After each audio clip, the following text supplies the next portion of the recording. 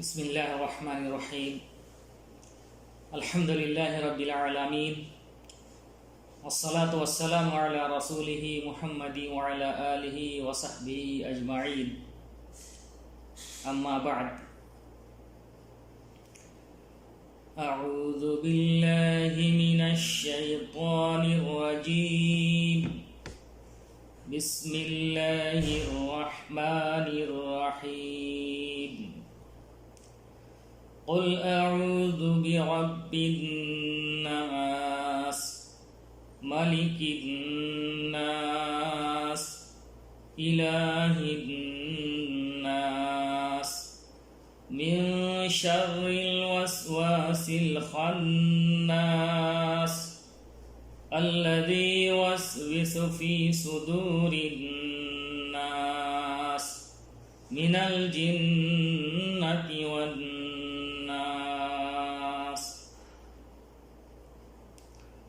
میرے دینی و ملی بھائیوں، اللہ تبارک و تعالیٰ کا بہت بڑا احسان اور کرم ہے کہ اس نے ہم لوگوں کو قرآن حکیم کی ایک سورہ ناس کا ترجمہ اور مختصر تفسیر سمجھنے کا موقع عنایت فرمایا۔ میرے بھائیوں، اس سے پہلی سورت جو گزری ہے سورہ فلق، اسی کے ساتھ مشترک طور پر اس سورت کی بھی فضیلت کچھ حدیثوں میں گزری ہے، جس کو ہم لوگ سنے ہیں اور ہم لوگوں نے سمجھنے کی کوشش کی ہے۔ اس کی ایک فضیلت ایک اور حدیث میں آئی ہے، جس میں آتا ہے کہ نبی صلی اللہ علیہ وسلم کو نماز میں بچھو ڈس گیا، تو نماز سے فراغت کے بعد آپ صلی اللہ علیہ وسلم نے پانی اور نمک منگوا کر اوپر ملا، اور آپ صلی اللہ علیہ وسلم قل یا ایھا الکافرون اور قل اعوذ برب الفلق اور قل اعوذ برب الناس یہ صورتیں پڑھتے رہے۔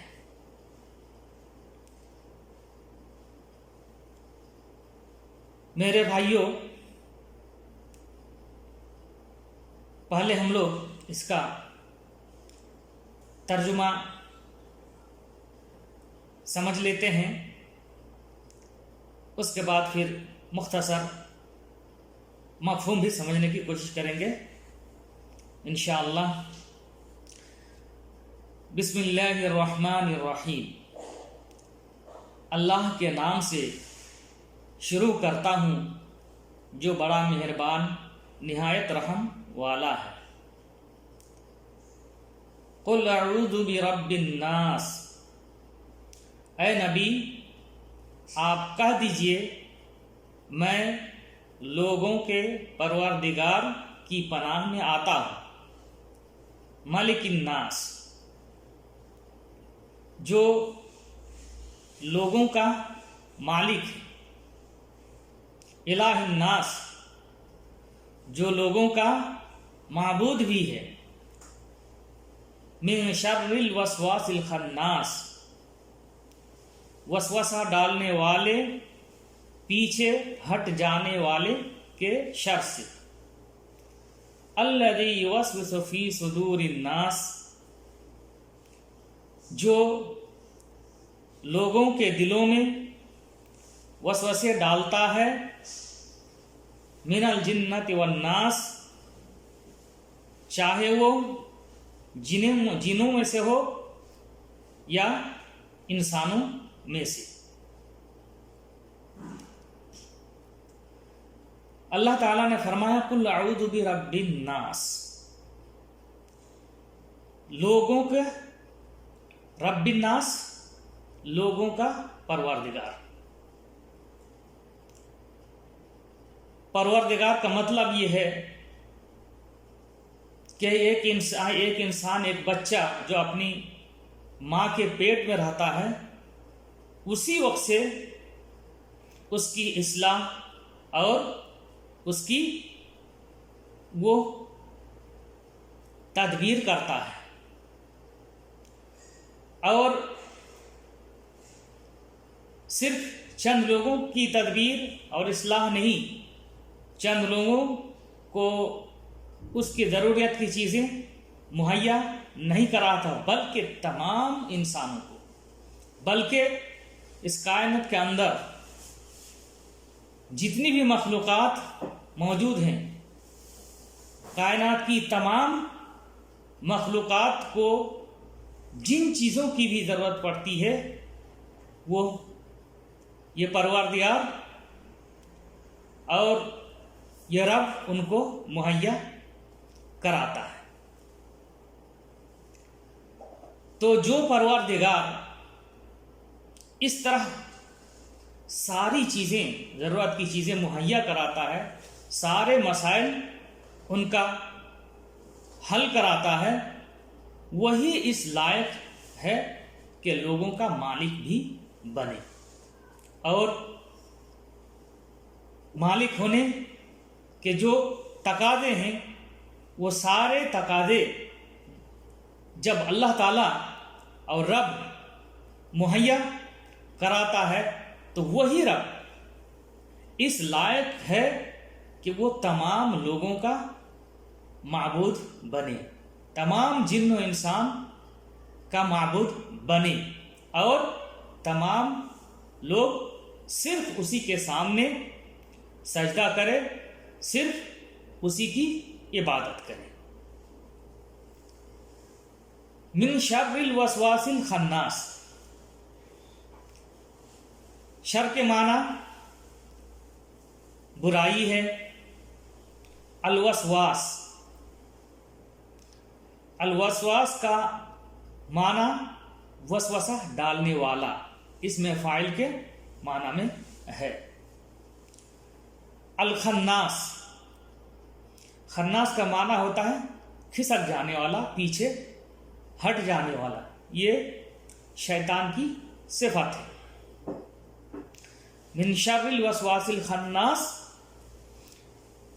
وسوسہ ڈالنے والے، پیچھے ہٹ جانے والے کے شر سے اس سورہ کے ذریعے سے پناہ مانگی گئی ہے، اور اس سورہ کو پڑھ کر کے پناہ مانگنے کا حکم ہے۔ الذی یوسوس فی صدور الناس، جو لوگوں کے دلوں میں وسوسہ ڈالتا ہے، من الجنۃ والناس، جنات میں سے اور لوگوں میں سے۔ اصل میں جو وسوسہ ڈالنے والے شیطان ہیں اس کی دو قسمیں ہیں۔ ایک وہ شیطان جو جنات میں سے ہوتے ہیں اور جن کو اللہ تبارک و تعالیٰ نے قدرت دی ہے اور طاقت دی ہے کہ وہ لوگوں کو گمراہ کرے، راہ راست سے بھٹکائے۔ اس کے علاوہ ہر انسان کے ساتھ یہ جو شیطانی، ہر انسان کے ساتھ ایک شیطان اس کا ساتھی بنا رہتا ہے، اس کے ساتھ برابر رہتا ہے اور اس کو گمراہ کرنے کی کوشش کرتا ہے۔ حدیث میں آتا ہے کہ جب اللہ کے رسول صلی اللہ علیہ وسلم نے اس کا ذکر کیا تو صحابہ کرام نے سوال کیا کہ اللہ کے رسول صلی اللہ علیہ وسلم آپ کے ساتھ بھی ایسا ہوتا ہے، یعنی آپ کے ساتھ بھی شیطان ساتھی بن کر کے رہتا ہے؟ تو آپ صلی اللہ علیہ وسلم نے جواب دیا، ہاں، لیکن اللہ تعالیٰ نے اس پر میری مدد فرمائی ہے اور وہ میرا مطیع بن گیا، فرما بردار بن گیا ہے، مجھے خیر کے علاوہ کسی دوسری چیز کا حکم نہیں دیتا۔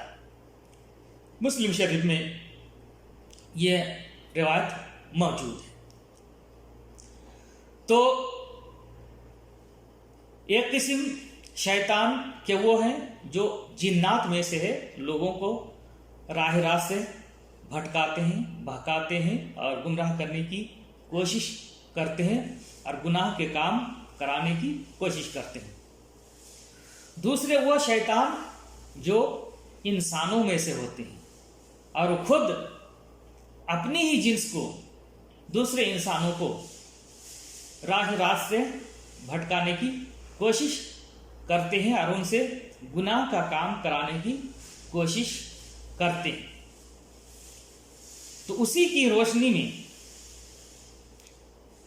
یہاں الذی یوسوس فی صدور الناس من الجنۃ والناس، یہ جو من الجنۃ والناس اس صورت میں اس کا تعلق الذی یوسوس سے ہوگا۔ جب گمراہ کرنے والے کی دو قسمیں ہوں گی، انسان میں سے اور جنات میں سے، تو من الجنۃ والناس کا تعلق الذی یوسوس سے ہوگا کہ جو لوگوں کے دلوں میں وسوسہ ڈالتا ہے وہ جنات میں سے بھی ہوتا ہے اور انسان میں سے بھی ہوتا ہے۔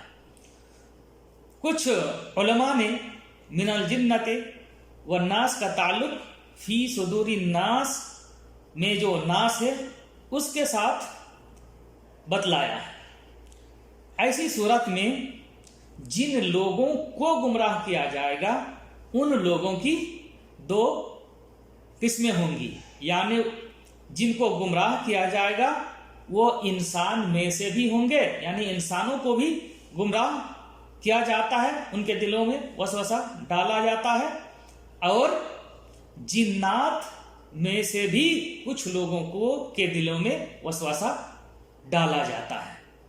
تو جن کے دلوں میں وسوسہ ڈالا جاتا ہے ان کی دو قسمیں ہو جائے گی اس صورت میں، وہ بھی جنات میں سے ہوں گے اور انسان میں سے۔ اور پہلی صورت میں جب اس کا تعلق الذی یوسوس سے ہوگا، یعنی من الجنۃ والناس کا تعلق، تو ایسی صورت میں گمراہ کرنے والے، وسوسہ ڈالنے والے کی دو قسمیں ہوں گی، اور جب اس کا تعلق من الجنۃ والناس کا تعلق فی صدور الناس کے ناس سے جب ہوگا تو جن کو گمراہ کیا جائے گا ان کی دو قسمیں ہوں گی، وہ جنات میں سے بھی ہوں گے اور انسان میں سے بھی ہوں گے۔